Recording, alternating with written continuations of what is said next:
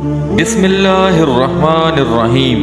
مانی وائس کے دیکھنے والے اور سننے والے تمام دوستوں کو دل کی عطا گہرائیوں سے السلام علیکم۔ ہم آپ کو اسلامی سنہری دور کی تحقیق میں خوش آمدید کہتے ہیں۔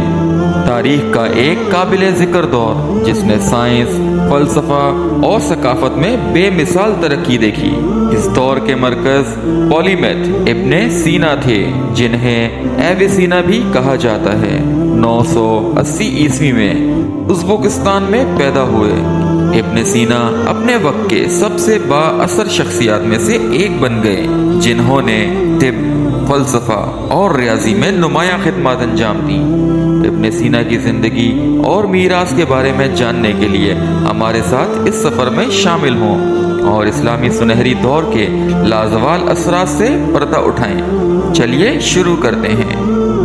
بخارا کی ہلچل سے بھرپور گلیاں، مصالحوں کی خوشبو اور سوداگروں کی چہچہاہٹ کے درمیان ابو علی ابن سینا نامی نوجوان نے ایک ایسے سفر کا آغاز کیا جو ہمیشہ کے لیے تاریخ کا دھارا بدل دے گا۔ 980 عیسوی میں پیدا ہونے والے ابن سینا، جنہیں مغربی دنیا میں ایویسینا بھی کہا جاتا ہے، ان کا مقدر اسلامی سنہری دور کے عظیم ترین پولیمیتھس میں سے ایک بننا تھا۔ ایک علمی گھرانے میں پرورش پانے والے ابن سینا نے چھوٹی عمر سے ہی علم کی پیاس کا مظاہرہ کیا۔ اپنے والد کی رہنمائی میں انہوں نے فلسفہ، طب، ریاضی اور فلکیات کی گہرائیوں تک رسائی حاصل کر لی۔ ان کی عقل جلد ہی اپنے ہم عصروں سے آگے نکل گئی اور 18 سال کی عمر میں انہوں نے ارسطو اور افلاطون کے کاموں میں مہارت حاصل کر لی۔ جیسا کہ ابن سینا کی شہرت اسلامی دنیا میں پھیل گئی، انہوں نے سامانی خاندان کے حکمران نور ثانی کی توجہ حاصل کی۔ ابن سینا کی غیر معمولی صلاحیتوں کو تسلیم کرتے ہوئے نور ثانی ان کے سرپرست بن گئے اور انہیں اپنی تعلیم کو آگے بڑھانے کے لیے وسائل اور مواقع فراہم کیے گئے۔ اس دوران عالم اسلام بے مثال فکری ترقی کے دور سے گزر رہا تھا۔ عباسی خلافت کے تحت بغداد، قاہرہ اور قرطبہ جیسے شہر علم کے مراکز بن گئے، جہاں متنوع پس منظر سے تعلق رکھنے والے اسکالرز خیالات کے تبادلے اور علم کی حدود کو آگے بڑھانے کے لیے اکٹھے ہوئے۔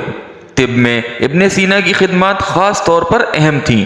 ان کا بنیادی کام دی کینین آف میڈیسن 6 صدیوں سے زیادہ عرصے تک یورپ میں مستند طبی متن بن گیا۔ اس میں انہوں نے قدیم یونان، فارس اور ہندوستان کے طبی علم کی ترکیب کی اور جدید طب کی بنیاد رکھی۔ لیکن ابن سینا کا اثر طب کے شعبے سے بھی آگے بڑھ گیا۔ انہوں نے فلسفہ، الہیات اور سائنس میں نمایاں خدمات انجام دیں۔ انہیں طبیبوں کا شہزادہ اور مشرق کا ارسطو کہا۔ جیسے جیسے ابن سینا کی شہرت پھیلی، اسی طرح اسلام کا اثر بھی ہوا۔ اسلامی سنہری دور رواداری اور فکری تجسس کے جذبے سے نمایاں تھا، جہاں مختلف عقائد اور پس منظر کے علماء ایک ساتھ رہتے تھے اور تعاون کرتے تھے۔ اسلامی اسکالرز نے یونانی، رومن اور ہندوستانی متون کا عربی میں ترجمہ کیا، علم قدیم کو محفوظ رکھا اور بڑھایا۔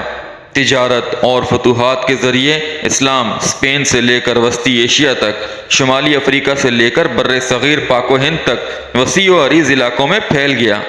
تاجروں اور فاتحین کے ساتھ ساتھ اسلامی اسکالرز نے دور دور تک سفر کیا، علم کو پھیلایا اور ان ثقافتوں کو توقعیت بخشی جن کا وہ سامنا کرتے تھے۔ لیکن اسلام کا سنہری دور اس کے چیلنجوں کے بغیر نہیں تھا۔ اندرونی کشمکش، فرقہ وارانہ تنازعات اور منگول حملوں اور صلیبی مہمات کے بیرونی دباؤ نے اسلامی دنیا کو غیر مستحکم کرنے کا خطرہ پیدا کر دیا۔ ان چیلنجوں کے باوجود ابن سینا جیسے علماء کی میراث برقرار رہی، جنہوں نے آنے والی نسلوں کو علم حاصل کرنے اور کمال حاصل کرنے کی ترغیب دی۔ پیارے دوستو، جیسے ہی سورج افق پر غروب ہوتا ہے، بخارا کے گنبدوں اور میناروں پر سنہری چمک ڈالتا ہے، ابن سینا کی روح زندہ رہتی ہے۔ ان کی عقل، میراث کی طاقت، رواداری کی اہمیت اور اسلامی سنہری دور کی پائیدار میراث کی یاد دہانی کا کام کرتی ہے۔ مزید اس طرح کی انفارمیٹیو ویڈیوز دیکھنے اور سننے کے لیے ہمارے چینل کو سبسکرائب کریں لائک کریں، شیئر کریں اور اپنی قیمتی رائے کا اظہار کمنٹ سیکشن میں ضرور کریں۔ شکریہ، جزاک اللہ۔